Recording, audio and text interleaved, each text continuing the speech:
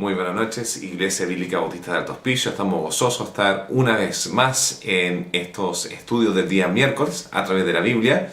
Espero que hasta ahora han podido aprender o por lo menos recordar o incluso reestructurar la idea, la imagen que han tenido acerca de la Biblia hasta ahora. Hemos visto desde los libros desde Génesis hasta Deuteronomio y hemos tenido la gran bendición de abarcar muchos diversos temas desde el primer hombre que fue Adán a diferentes elementos de personajes, de temas, de principios que nosotros podemos aplicar hasta el día de hoy. Entonces un pequeño repaso hasta ahora, bueno, desde Génesis hasta Deuteronomio, tenemos los libros de Génesis, Éxodo, Levítico, Números, Deuteronomio, ¿ya? Lo que se conocen como el Torá, el Pentateuco, y bueno, tienen en común que Moisés es el escritor de estos 5 libros, no el autor, porque el autor es Dios, pero es el escritor de estos 5 libros. Comienza con Adán, quien vemos fue creado en la imagen de Dios, junto con Eva, vivieron en el huerto de Dios, cayeron en pecado. Esto conllevó a que entrara el pecado y la muerte a toda la humanidad, y eso fue entregándose de generación en generación, personaje en personaje. Y luego tenemos el personaje de Noé, quien vino 1656 años, según los cálculos que si uno da año por año, según la Biblia, en el libro de Génesis, nos da el tiempo del diluvio. Ahí tenemos a Noé, quien halló gracia delante de los ojos de Jehová, a través de su integridad, su caminar y su separación. Él tuvo 3 hijos que eran Jafet, Lamet y... No, me estoy entrando en otros personajes, ¿ya? Sem, Cam y Jafet. Ya no lo tengo escrito, no piense que estoy haciendo trampa, sino estoy tratando de recordar, ¿ya? Sem, Cam, Jafet es tarde acá en California. Y de acá sale todas las naciones del mundo. Bueno, de ahí uno de sus descendientes va a ser eventualmente Abraham. Abraham también halló gracia delante de Dios, fue considerado un amigo de Dios, fue el padre de la fe. Él fue llamado a una gran promesa que a través de su descendencia todas las naciones iban a ser bendecidas. Y esto comenzó a través de Isaac, el hijo de la promesa. De Isaac vemos que luego va a Jacob. Jacob tiene 12 hijos, es el patriarca. De estos 12 hijos tenemos uno de ellos que es Judá, que va a ser bien importante para la descendencia de Jesús. Y tenemos a José, quien fue vendido en esclavitud por la envidia de sus hermanos. Ahí entendemos que llegó a la casa Potifar, luego fue al calabozo por una acusación falsa, llegó a estar en prisión y de un día para otro fue del momento más bajo de su vida a ser el segundo más importante de la nación de Egipto, a través de su don que Dios le había dado, que era interpretar sueños. De ahí José integra a su familia con más de 70 integrantes o varones que entran a Egipto para salvarse de la hambruna. Ahí se propagan, ahí crecen. Hay un nuevo faraón que no conoce a José, quien luego entra a todos en un elemento de esclavitud. Ahí ellos, la nación de Israel, ora a Jehová, y Jehová en un lapso corto luego va a traer Moisés para que Moisés rescate a su pueblo. Vemos que Moisés saca al pueblo de Egipto a través de las 10 plagas, pasa el Mar Rojo, entra en lo que va a ser la peregrinación a la tierra prometida, lo que va a ser 2 semanas y media, termina siendo 40 años a causa de la incredulidad de 10 de los 12 espías, lo cual contagiaron al pueblo de no entrar y murmurar contra Dios, y ya sabemos esa historia.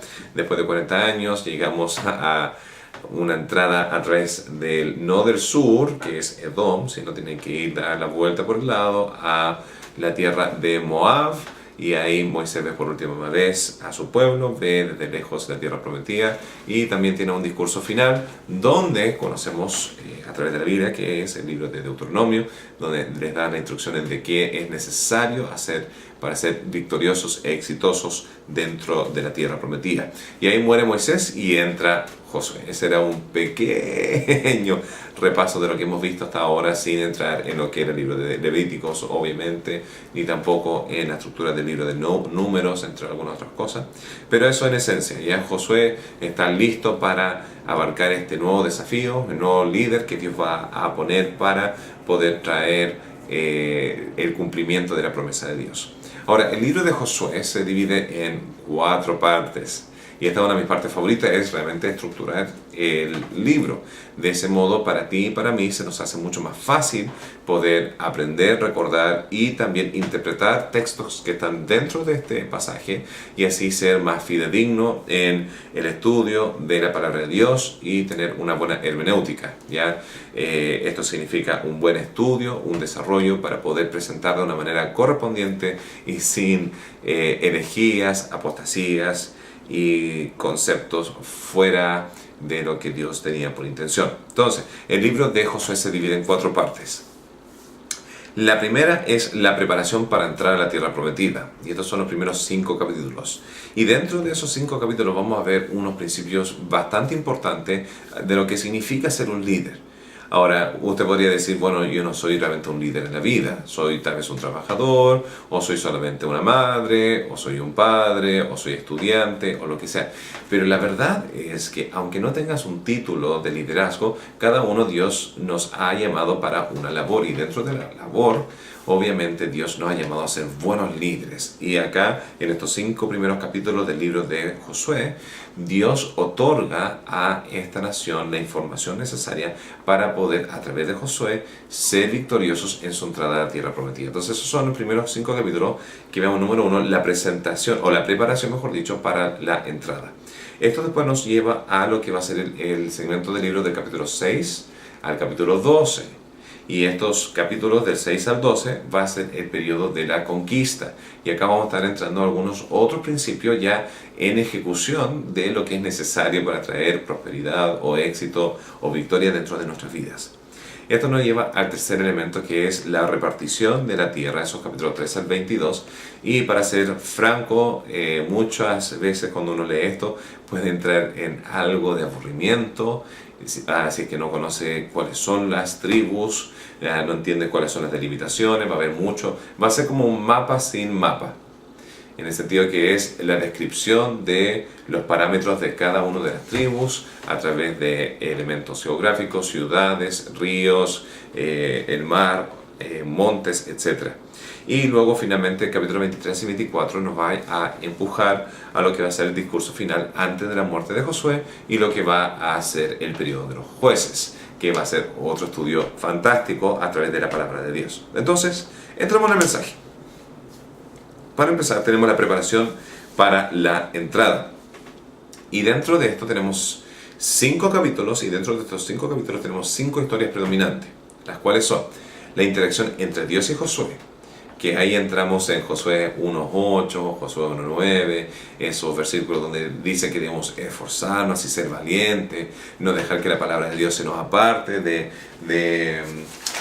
nuestra presencia y así ser exitoso. Estoy sacando mis Biblias para poder tener eso a la mano. Entonces, esa interacción entre Dios y Josué, esa confirmación, donde Moisés ya se fue. Por los últimos 40 años Dios ha lidiado con Moisés, Dios ha hecho todo a través de él, el mundo entero o la comunidad donde está viviendo ahí el pueblo de Dios sabe que Moisés es el hombre, no tiene ninguna duda después de 40 años de experiencia, ellos tienen eso claro. Entonces empieza todo con este llamado, esta interacción entre Dios y Josué, y lo vamos a desarrollar un poco porque es, en mi opinión, el capítulo más importante de este libro, porque va a dar la pauta de lo que es necesario para que tú y yo podamos ser victoriosos en el llamado que Dios tiene para nuestra vida, en ese propósito de liderazgo. Esto nos conlleva a otro elemento que va a ser la historia de los 12 espías entrando en Jericó y su interacción con la ramera Rahab.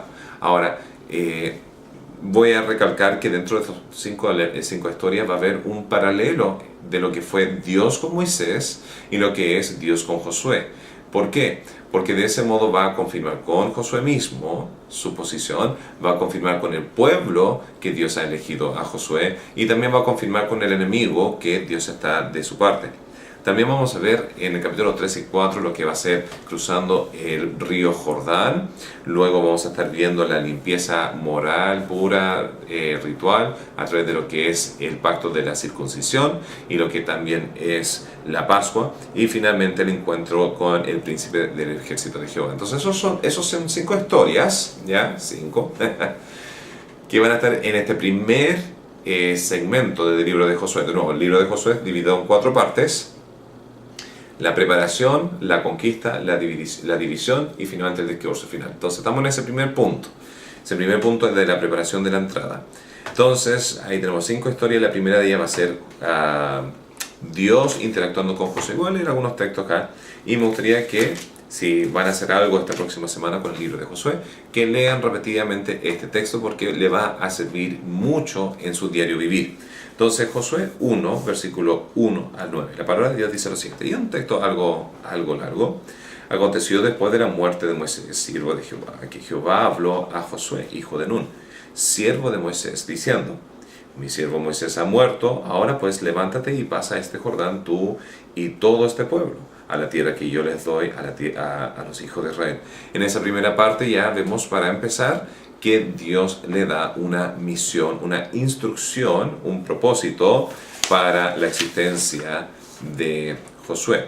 Ahora, creo que lo voy a hacer mientras lo esté leyendo, dando el entendimiento de esto. Dios no establece líderes si es que no hay una función. Líder existe porque hay una función detrás de conllevar un grupo de personas hacia esa meta. Muchas veces iglesias pierden la noción de entender de que tienen una misión, una visión, un propósito, y el líder queda como rey mandando, dictando lo que se tiene que hacer y terminan realmente lejos de la voluntad de Dios, porque el líder existe para la misión y no la misión para el líder. El líder existe para el grupo y no el grupo existe para el líder. ¿Ya? El líder jamás debe ser no etnocéntrico, pero egocéntrico, en el sentido de que es el centro de la humanidad, el centro de su propia vida, sino ellos son siervos, y por eso Jesús enseñó el principio bastante importante, que si alguien quiere ser un buen líder en las cosas del Señor, un buen discípulo, tiene que empezar siendo un buen siervo. ¿Por qué? Porque si la prioridad de servir no está parte del liderazgo de aquel hombre de Dios, realmente su ministerio va a fracasar, porque Dios no nos llamó a ser exaltados ni adorados, sino a conllevar a gente ya en su dirección hacia Dios. Entonces acá tenemos una misión. Dios dice, esfuérzate, o todavía no llega a la parte de esfuérzate, pero dice, Moisés ha muerto y ahora es tiempo para que se levanten y sigan adelante. Tengo una misión de que tú integres, ya, entres este pueblo a la tierra que yo le doy. Versículo 3. Yo os entrego como los había dicho Moisés. Y entonces había una promesa previa. Todo lugar que pisare la planta de vuestro pie, ya, donde ustedes pisan, desde el desierto y el Líbano hasta el gran río Éufrates, toda la tierra de los Eteos, ya, vamos a verlas. No creo que voy a desarrollarlo en esta clase, pero hay 7 naciones que son parte de la tierra de Canaán. Entonces están los cananeos, los jebuseos, los eteos, los heveos, los amorreos, los gergeseos y se me está olvidando uno. Pero esos son las 7 naciones que están a través de esta nación. Los eteos estando en el extremo sur y los heveos en el extremo norte. Continúa. Nadie te podrá hacer frente en todos los días de tu vida, como estuve con Moisés, estaré contigo, no te dejaré ni te desampararé. Y hay una promesa bastante importante. Acá está prometiendo, número 1, victoria, pero por encima de lo que es la victoria, está prometiendo la presencia de Dios. Versículo 6 va a ser la primera de 3 veces donde va a estar diciendo esfuérzate y sé valiente. Dice, esfuérzate, versículo 6, y sé valiente, porque tú repartirás a este pueblo por heredad la tierra de la cual juré a sus padres que la daría a ellos. Y la importancia de estas palabras, esfuérzate y sé valiente, y lo va a decir 2 veces más, es porque en el llamado a Dios, en el ministerio de Dios, sea en la iglesia ahora o lo que era Israel en el Antiguo Testamento, el ministerio de Dios no necesariamente era uno fácil, no va a ser algo que va a caer en bandeja, sea plantando una iglesia, sea un ministerio en la iglesia, o evangelismo, o ganando almas para Cristo. La obra que Dios nos llama no va a ser una obra que va a ser necesariamente fácil. Dios no nos va a dar algo que es más allá de la habilidad nuestra a través del poder de Dios, o el poder de Dios mismo nos va a rescatar. Entonces, pero sí hay una parte de esfuerzo y mucha gente llega al ministerio pensando que va a ser color de rosa, que se trabaja un día a la semana, pero la realidad es que uno trabaja toda la semana, todos los días, más allá, porque uno es un pastor 24 horas los 7 días de la semana.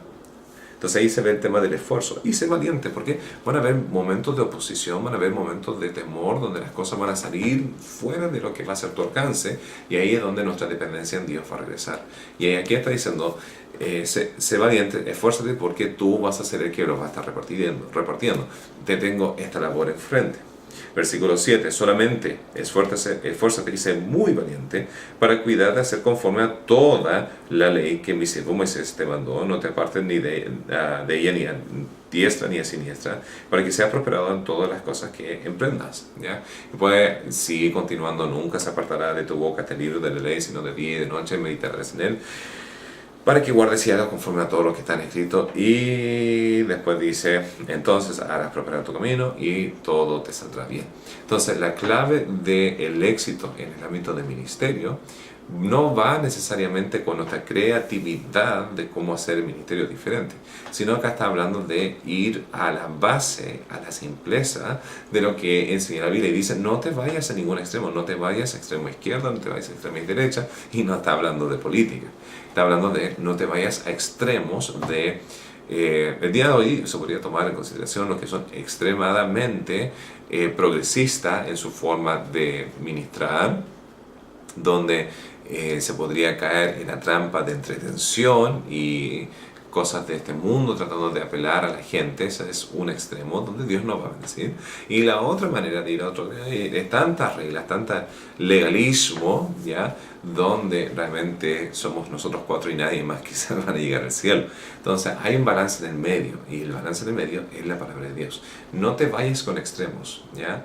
No te vayas con extremos de desear tener resultados más allá de la consagración de la Biblia, y no te vayas al extremo de ser tan separado de este mundo que realmente estás perdiendo la noción de salvar personas que están en su pecado. Todos hemos sido pecados y batallamos con pecado, y el que esté sin piedra que tire, o sea, sin pecado que tire la primera piedra.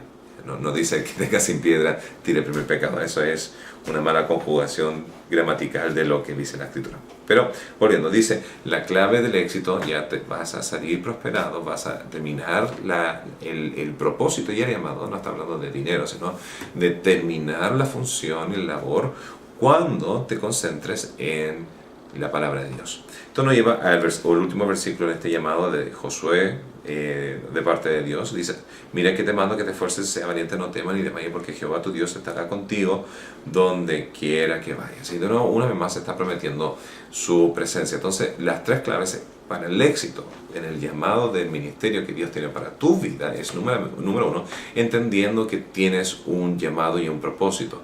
Ahora, la voluntad de Dios es universal para todos, ¿ya? No cambia de persona en persona, pero su plan sí.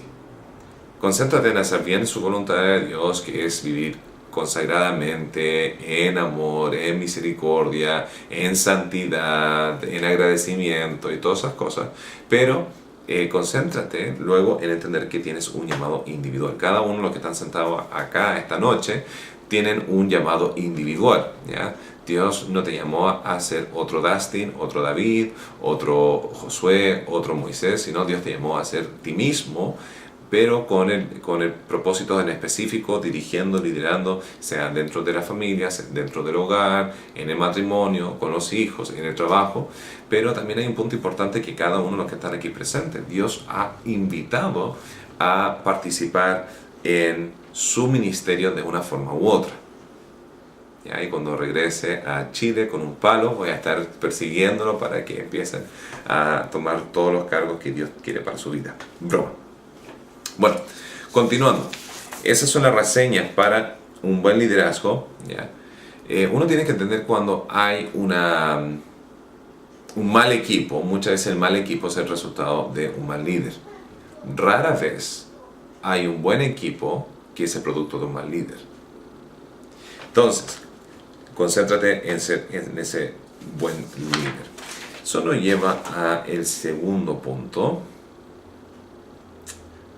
que sería, me estoy saltando algunos puntos acá, el paralelo que tiene Moisés con Josué. Entonces Dios llamó a Moisés de una manera especial, importante, con una labor en específico, y le dijo la manera de ser exitoso es realmente la conexión que tenía Dios con Moisés. Y de la misma manera vemos esto reflejado. La segunda parte donde vemos el paralelo entre Dios y Moisés se ve a través de los 12 espías. Ahora, Dios habló con Moisés, tomó 12 espías para introducirlo en el territorio, para ver cuál sería tal vez la mejor manera de entrar. Y 10 de ellos dijeron no, y 2 dijeron que sí. Entonces acá Josué yo creo que aprendió la lección. ¿Por qué? Porque en vez de mandar 12 de nuevo, ¿qué fue lo que hizo? Mandó 2. Se aseguró de que el resultado sería el apoyo correspondiente. Ahora, Josué solo manda 2 para entender y analizar bien su condición versus el desafío que él tenía. Y esto es absolutamente necesario e inteligente. Removiendo el elemento divino en esta instancia, removiendo el elemento de que Dios va a traer la victoria, nosotros también debemos tener consideración el ser sabios. ¿Y ser sabio de qué manera? Cada uno de nosotros tiene sus fortalezas y tiene sus debilidades. Ahora, si Dios manda, hay que ir, no hay ninguna duda acerca del tema. Si Dios dice que va a ser victorioso, va a ser victorioso. Pero dentro de la labor y la responsabilidad que Dios nos ha dado, hay momentos donde uno tiene que autoanalizarse y ver dónde están sus fortalezas y cuáles son sus debilidades. ¿Por qué? Para poder atacar, abordar e implementar de mejor manera el desafío y realmente y los instrumentos que nosotros tenemos para lograr la meta. Me explico. Si yo soy jefe de una empresa o soy jefe de una corporación o dentro del ministerio tengo un grupo de personas y yo sé cuál de esos personajes es débil y cuál es fuerte, ¿qué voy a hacer?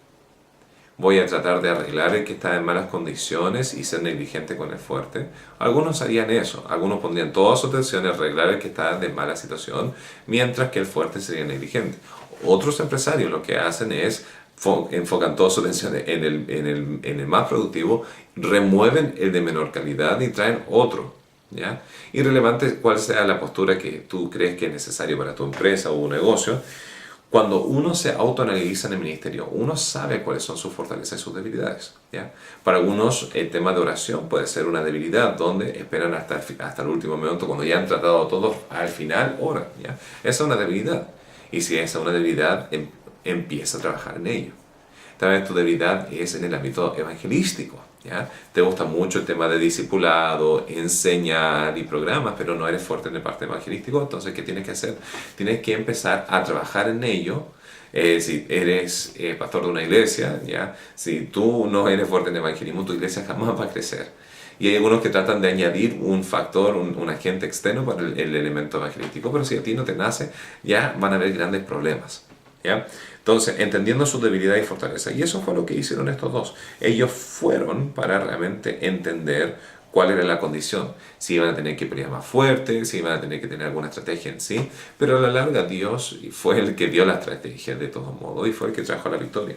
Entonces los 2 espías entran en la casa de Rahab.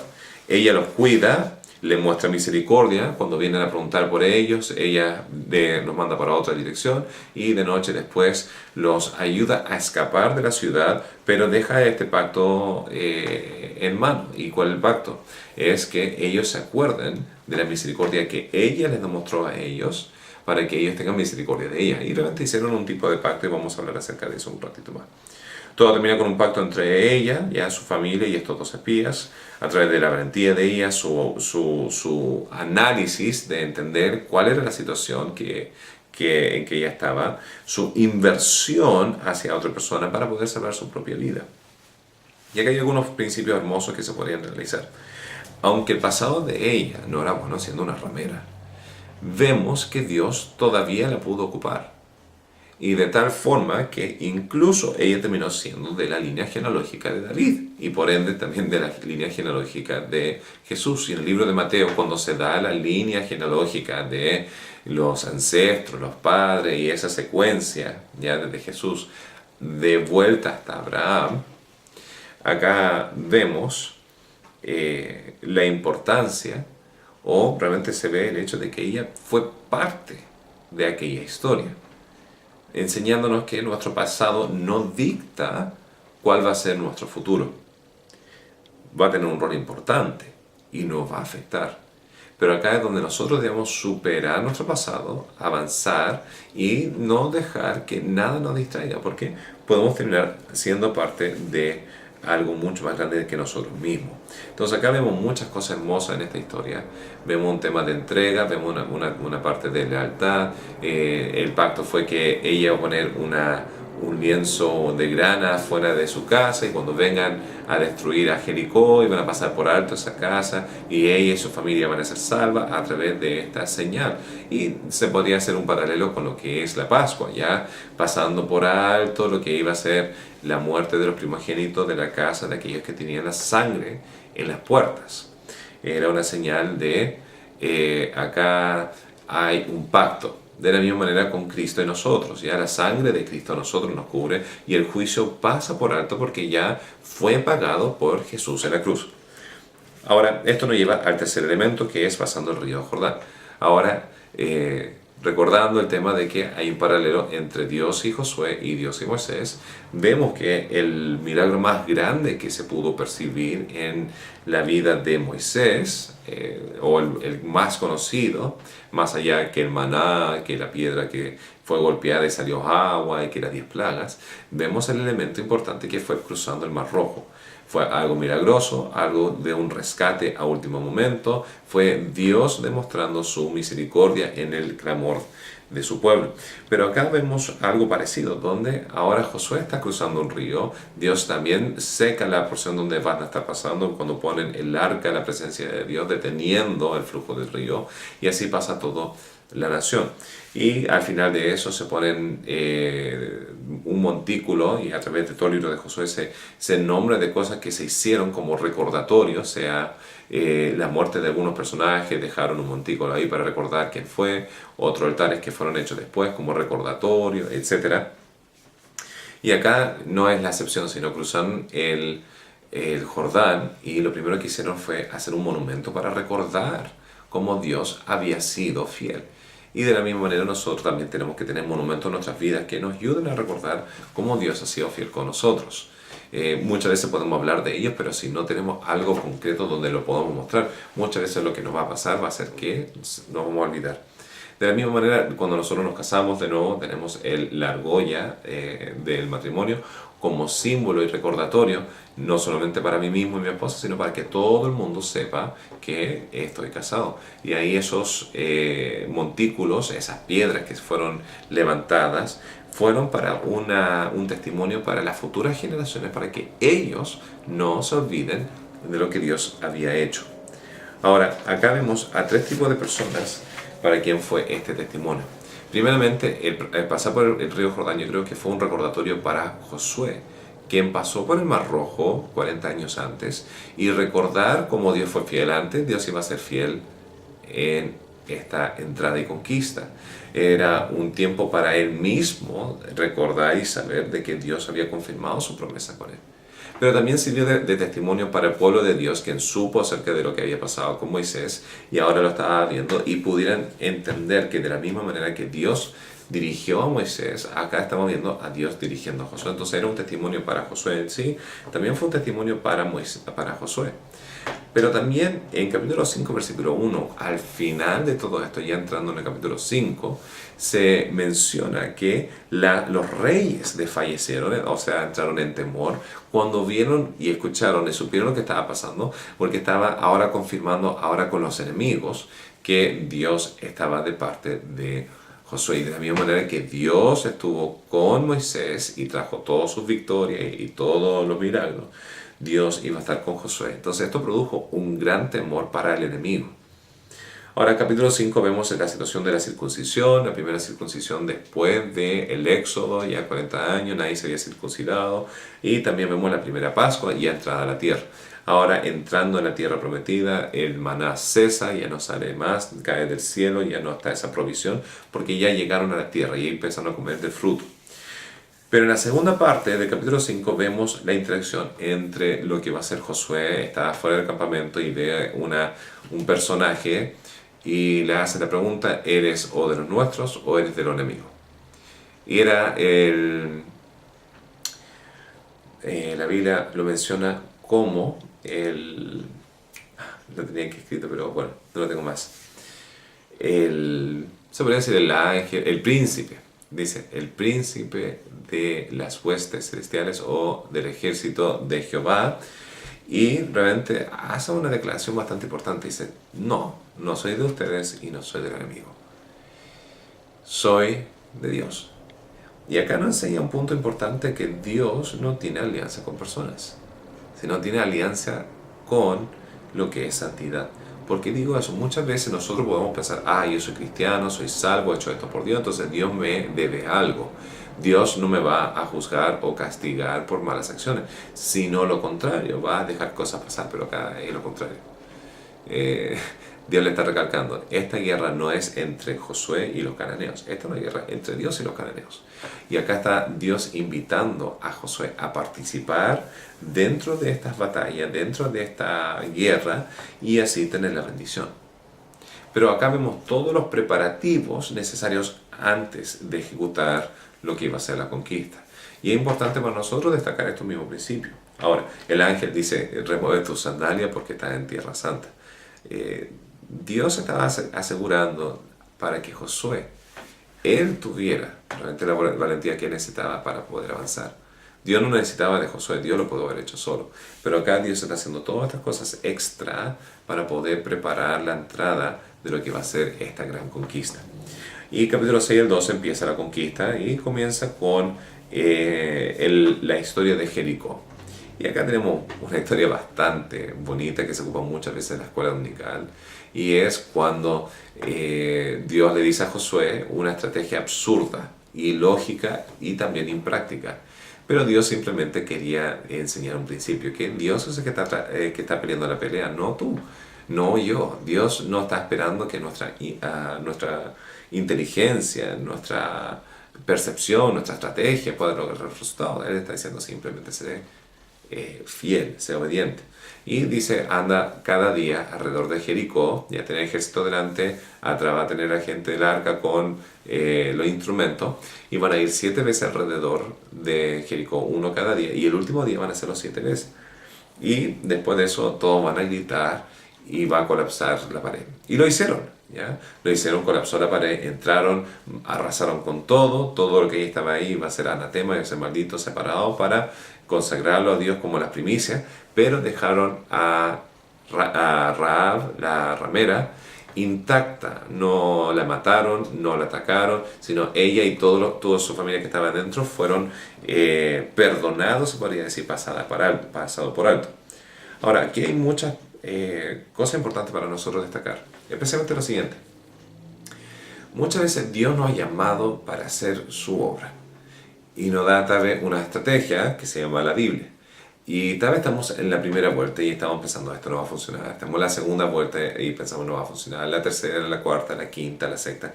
Y ya nos empezamos a cansar y decimos, ¿hasta cuándo voy a hacer esto? No hay resultado, no hay nada positivo de esto. ¿Sabes qué? Voy a echar la toalla. Y echamos la toalla al segundo día, al cuarto día, al séptimo día, con 6 vueltas y faltando la última. Y el principio para nosotros, Dios nos ha llamado. ¿Dónde estás tú? ¿Estás en la segunda vuelta? ¿Estás en la cuarta vuelta? ¿Estás siendo fiel a Dios? ¿Estás siendo obediente?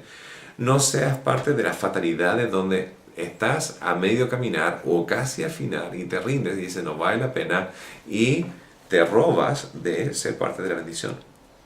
Y entonces, esa es la instrucción de Jericó. Jericó es una gran victoria porque era un gran desafío más allá de la fuerza humana. Pero después capítulos 7 y 8 de Josué avanzan con el tema del poblado, un pueblo chico de Ai, y mandan gente para buscar cuál es la situación y ven que es una ciudad pequeña, dicen no es necesario ir con todo, manden a 3-4 mil, Josué escuchó, los mandó y perdieron y 30 y tantas personas murieron y empezaron a arrancar. Ahora, ¿por qué ocurrió esta derrota en lo que era una batalla asegurada? Y acá vemos 2 tipos de errores. Vamos a ver lo que es el error de Josué y después del liderazgo. Vamos a ver el error de Acán, uno de sus seguidores. En el error de Josué, ¿ya? Todo comienza con el hecho de que hubo una autodependencia. Cuando vieron el desafío, vieron que el desafío era fácil. Y pensaron, para qué voy a molestar a Dios? ¿Para qué voy a ir en oración? ¿Para qué voy a tratar de hacer algo más? Yo me la puedo solo. Y ese fue el primer error, porque muchas veces nosotros pensamos que podemos hacer cosas tan simples, pero Dios nos dice que no, sino Él quiere esa dependencia. No quiere que nosotros dependamos de nosotros mismos construyendo nada, porque si nosotros lo construimos, entonces Dios no va a recibir la gloria, sino nosotros mismos. Entonces ahí es donde nosotros tenemos que, la moraleja número 1, ya hubo un error de autodependencia. Se autoconfiaron porque el desafío no sería muy difícil. El segundo error que cometieron fue el hecho de que ellos no consultaron a Dios, sino fueron, investigaron, vieron que era fácil y ya, por lo menos en su mente podrían estar convencidos, pero ¿qué tal ir en oración? Y lo cual no hicieron. Y al no hacerlo, no sabían de que había pecado en el campamento y que iban a haber consecuencias.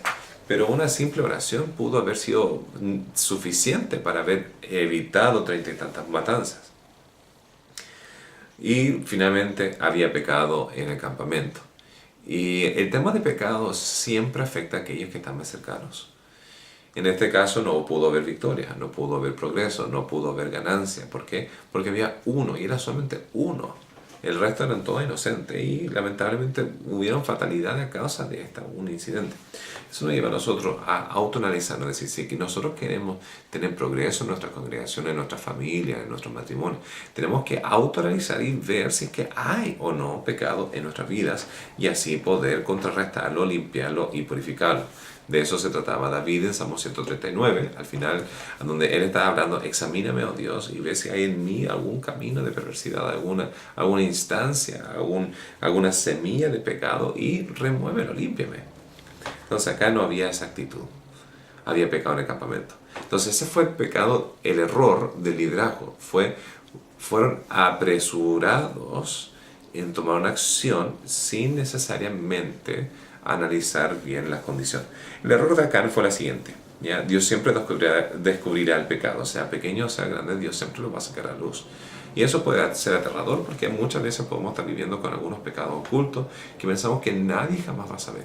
Pero cuando tú piensas que nadie va a saber, estás jugando con fuego, estás jugando con Dios, porque Dios va a descubrirse a pequeño o sea grande. Tal vez no siempre va a ser en esta vida, pero muchas veces sí lo es. Entonces ten cuidado. Además, en el error de Acán, Dios todo lo ve. ¿Ya? Era algo que pertenecía a Dios. Y acá estaba alguien robando algo que pertenecía a Dios, pensando que no iba a tener consecuencias. Y muchas veces nosotros en nuestras vidas podemos estar robando cosas que pertenecen a Dios. Puede ser nuestro tiempo, puede ser nuestra familia, pensar que nuestros hijos son nuestros, pero la realidad es que todo lo que nosotros tenemos es de Dios. Y por eso nosotros enseñamos lo que es mayordomía, del cuidado de las cosas que no nos pertenecen porque son de Dios, sean nuestros hijos, sean nuestras familias, sean nuestras finanzas, nuestro tiempo, nuestros talentos, nuestras visiones, nuestros sueños, lo que sea. Todo lo nuestro pertenece a Dios. Cuando nosotros robamos de lo que no es nuestro, ahí van a haber consecuencias. Y el último es que nuestro pecado, y este es el error de acá, nuestro pecado siempre va a afectar a nuestra familia.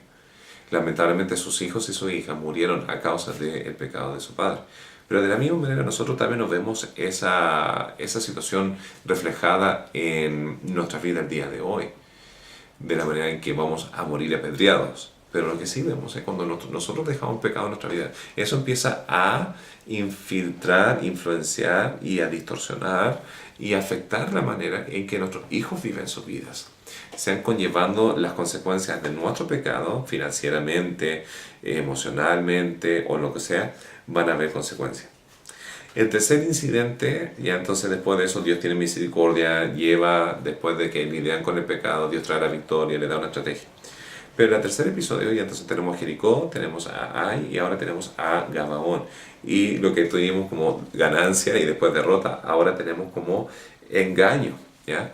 El pueblo de Dios fue engañado, Josué fue engañado, ¿ya? Esta gente eran heveos del norte, ¿ya? Que se vistieron como embajadores de una lejana tierra, que habían escuchado de la fama y la reputación del pueblo de Dios y vino a hacer alianza. Y empezaron bien Josué y los príncipes diciendo, bueno, ¿cómo no sabemos que no eres uno de los de acá? No, es que tenemos estas cosas desde lejos y le siguieron, como diríamos en Chile, ¿no? Engrupiendo, ¿ya? Mintiendo. Como consecuencia hicieron un pacto que no correspondía. tuvieron que coexistir en el territorio con ellos y bueno, terminaron siendo servidores de ellos. Ahora, en su engaño, acá es donde tenemos que nosotros aprender. Lo primero que ocuparon Gabaoni, la gente de Gabaón, es el hecho de que ellos apelaron a su fama, a halagos, a su ego. Y tengan cuidado el día de mañana cuando gente le estén halagando. ¡Uy, qué bueno esto, qué bueno esto, qué bueno esto, qué bueno esto! Porque cuando es sobreabundante los halagos, tal vez haya algo detrás de ellos. Ya no estoy enseñando que tenemos que dudar de personas o necesariamente aislarnos de gente que te den cumplido. Pero hay gente en la vida que entiende esa debilidad y se va a aprovechar en el egocentrismo de cada persona. Y este fue el caso de ellos. Dijeron, hemos escuchado de su fama desde lejos y hemos venido para poder hacer esta alianza. Además apelaron al beneficio de ellos diciendo, vamos a ser sus siervos. Cuando Dios no era el plan de Dios, Dios le estaba dando todo el terreno. Y ellos se robaron de una gran bendición al hacer un movimiento demasiado pronto. Ahora capítulo 9, versículo 14 de Josué habla acerca de que el error predominante, de nuevo, igual que en el caso de Ai, fue el hecho de que ellos no fueron a consultar a Dios si es que esto era verdad, si era el plan de Dios o si era el propósito de Él, lo cual conllevó a caer en la trampa. Entonces, tengan cuidado de tomar acciones, sean grandes, sean pequeños, sean alianzas o sean enemistades, sin primeramente ir a Dios en oración. Consulta a Dios, porque Dios siempre tiene una respuesta y Dios siempre quiere que nosotros sepamos su dirección. Esto nos conlleva a el cuarto elemento de la conquista, que es el tema de los amorreos, ¿ya? Poniendo 5 naciones que escucharon de lo que había hecho los de Gabaón, se pusieron furiosos y empezaron a ir en contra de Gabaón, y ellos pidieron ayuda y el pueblo de Dios entró en su defensa. Parte de ellos eran los de Hebrón, los de Jerusalén, los de Eglón, si no me equivoco, y habían otros 2 más que no tengo anotados en mis apuntes, pero no es de mayor importancia en este momento. Lo importante es destacar lo siguiente: en esta batalla ocurre una incidencia que realmente es sorprendente, y es una manifestación de Dios que no se ha escuchado ni he visto nunca antes en la historia. Y es cuando la tierra dejó de girar y el sol se quedó en su lado y la luna también, por un lapso de casi 20 horas más. Entonces, cuando chico yo siempre me hice la pregunta, ¿cómo sé si esto es verdadero o no? Me encantaría poder creerlo y poner mi fe en ello. A mí me gusta creer en Dios. Pero si es un evento de tal magnitud, no solamente a un nivel local, sino un nivel mundial, debería haber más escrituras acerca de un incidente con otra persona. Y la realidad es que sí está. Había un arqueólogo francés llamado Crombetz, y ahí está el primero, y esto lo saqué de un artículo, y este no es original a mí, quiero recalcar esto, lo saqué de un artículo que hablaba de un incidente, y empezó a nombrar todas las diferentes partes de índoles sociales y culturales que se habían mencionado algo similar. ¿Ya? Entonces Crombetz, un arqueólogo francés en los años 1800, empezó a traducir unos jeroglíficos egipcios en África que hablaban acerca de un día que fue más largo que lo normal y que produjo un gran temor a la nación de pensar que ya era el fin o que todo se iba a quemar. Hubieron incidentes en el río, ya obviamente porque lo que es la marea, la subida y la bajada de la marea es el resultado de lo que es la luna, con el movimiento de la Tierra pausando por un tiempo, si es que tomó un tiempo o no, ese movimiento de agua sigue su curso, ¿ya? Nadie va a salir volando de la Tierra, la fuerza centrífuga no es suficientemente fuerte, incluso cuando se detuvo hubo mayor fuerza de gravedad, ya había leído un artículo acerca de ello. Pero en los egipcios hablan acerca de ello en su historia. En China, un arqueólogo de apellido Gil, en 1810 también llegó un escrito durante el emperador Yao, que decía que hubo un día que duró 9 días, Ya, acá estamos estirando eso un día a múltiples días. ¿Ya? A veces historias, cuando son de manera de tradiciones, se pueden estirar un poquito. No en el caso de la Biblia, porque eran escritos no de índole filosófico o mitológico, sino estaban escribiendo las cosas, la historia que había ocurrido. En el año 2554 de la creación del mundo, según los chinos, en el año 75 del reinado del rey, del emperador Yao, hubo un día que duró 9 días. ¿Ya? Y uno puede hacer un argumento de que ya no es 100% el mismo, pero se puede ver que fue algo que se escuchó, tal vez como no tenían sistemas de reloj, que tampoco podían medir bien el tiempo. ¿Ya? En América del Norte, ya en otra parte del mundo, donde no era de día, era ya de noche, hay 5 pueblos nativos que son las siguientes: Ojibway, Wyandist, Dogis, Omaha y Banji, que son de Estados Unidos y de Canadá, y todos hablan de una noche que duró mucho más que lo normal. En los escritos de los montesinos de Perú ya mencionan que durante el reinado del emperador Yupanqui, que era 1400 años antes de Cristo, hubo una noche más larga por aproximadamente 20 horas. Los Chauhtitlán en México, los aztecas, los mayas, un escrito de Popol Vuh, todos hablan acerca de una noche que duró más que lo normal. En la historia de Maui, en Hawái, ya hay algo. Ya, en la historia de Maui en Hawái también un ser que dejó pegado un atardecer, ¿ya? Que podía controlar o el amanecer, el sol con un lazo. ¿Ya? También habla acerca de esa instancia, ¿ya? Y eso fue de isla en isla promoviendo ese evento. ¿Ya? Cuanto corto, hay muchas culturas que sí lo tienen, y estas son culturas antiguas. Entonces, ocurrió algo que la Biblia menciona, era el poder de Dios para poder traer la victoria y así confirmar sobre Josué su dominio sobre las naciones malas. Y la Biblia dice que no hubo ningún día antes ni ningún día después de eso. Pero después de someter comenzó ya la repartición, y después habla acerca de que hubo la campaña en el sur, hubo la campaña en el norte, y vemos la secuencia: entraron en el territorio, fueron victoriosos y la sometieron, pero Dios había dicho que había que limpiarla, o sea, sacarlo completamente, lo cual no hicieron. Y Dios dijo que era necesario, porque si no iban a caer de vuelta en los mismos pecados. Ahora, no voy a entrar en capítulo 13 al 22, lo pueden leer si es que quieren, pero hablan de Judá, las tribus de Manasés, las tribus que están al otro lado del Jordán, que quisieron quedar al otro lado. Habla acerca de las 6 ciudades de refugio y de las muchas ciudades de los levitas, y habla acerca de cómo Josué, en su parte administrativa, fue fiel a entregar los territorios a quienes correspondían sin darle un favor a otro. Luego, los últimos 2 capítulos, capítulos 23 y 24, tenemos el discurso final antes de la muerte de Josué. Y la primera parte del capítulo 23, también les recomiendo que lean estos últimos 2 capítulos. Vemos la motivación que Josué le está dando a su pueblo para seguir adelante. En versículo 3 del capítulo 23 dice que Dios fue el que peleó por ellos, y que no se olvidaran de ellos, porque Dios había peleado por ellos y también les trajo la victoria. En versículo 6 del mismo capítulo 23, Josué le motiva a esforzarse en mantenerse en la ley, de la misma manera que Dios le dijo esa misma instrucción a Josué. Y como Josué vio que era indispensable para su victoria, también enseñó eso a su pueblo. Versículo 11, capítulo 23, habla acerca de la motivación de guardar su corazón.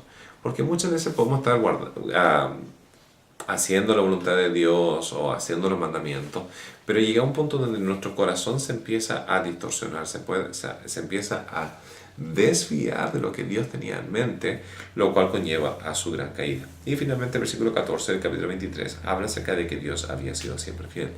Luego el capítulo 24 avanza con lo que va a ser cómo Dios había sido fiel a través de los años, del éxodo y de todo llamado que Dios le había tenido.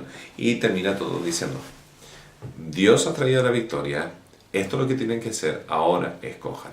Escojan si van a servir a Jehová o si van a servir a los dioses pasados o los de este territorio. Pero Josué dice, yo y mi casa serviremos a Jehová. Y él hace la declaración fuerte que no importa si es que toda la nación va hacia una dirección, yo me voy a mantener firme en mi integridad de hacer lo que es correcto, que es mi adoración y mi creencia y mi dependencia en Dios. Y termina diciendo, escoge. Y ellos dijeron que escogían a Jehová. Y Josué dice, asegúrense porque no es una cosa ligera. Y dijeron, no, vamos a escoger a Dios. Y lo que hicieron fue un monumento para así terminar el libro de Josué con el recordatorio de que ellos iban a ser fieles a Dios. Josué muere, Eliezer muere, y esa gran generación, esa muy gran generación de gente que entró y conquistó, pasó. Y eso nos va a llevar a lo que va a ser la historia de los jueces. Espero que tengan unas muy buenas noches, que el Señor les bendiga y adiós.